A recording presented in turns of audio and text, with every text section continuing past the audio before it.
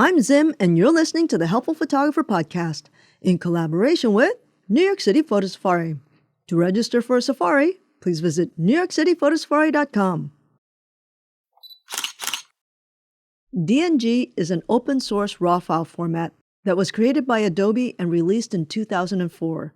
DNG stands for Digital Negative. Why did Adobe, a software manufacturer, develop this format when it doesn't make any cameras and doesn't seem to have any plans to enter the market? That's because Adobe products have to work with all the files that come out of digital cameras. And 20 years ago, every manufacturer developed their own proprietary RAW file. In other words, a Canon RAW file is a totally different format from a Sony RAW file, which is different from a Nikon RAW file. Adobe was hoping that if it created a robust open-source file format that was also backwards compatible, maybe all the manufacturers would adopt it. Unfortunately, it didn't happen, and only about 10% of the cameras out there today are shooting in DNG. If this is true, then why would any photographer want to convert to DNG?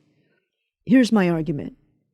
If you have an old Nikon NEF file, will you still be able to open it in today's Photoshop? Before the Adobe Cloud, the question also went in the other direction. If you had a new Nikon file, would your old Photoshop program be able to open that? This is where DNG comes into play. DNG is based on a file format called TIFF, and on top of it, Adobe made it open source so that anyone can see the code. They made DNG to be forward and backwards compatible. And it's been 20 years since it was introduced, and it certainly seems to have legs. In the previous pod, I talked about importing images into Lightroom, and one of the options on import is to copy as DNG.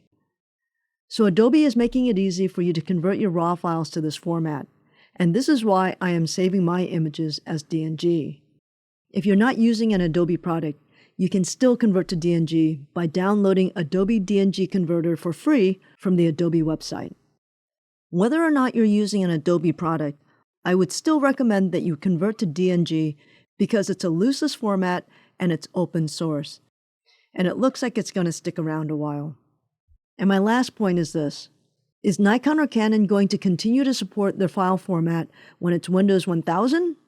I don't know.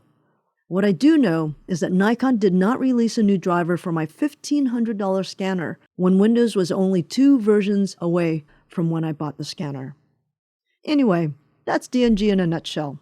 I hope that was helpful. Until next time, keep on shooting.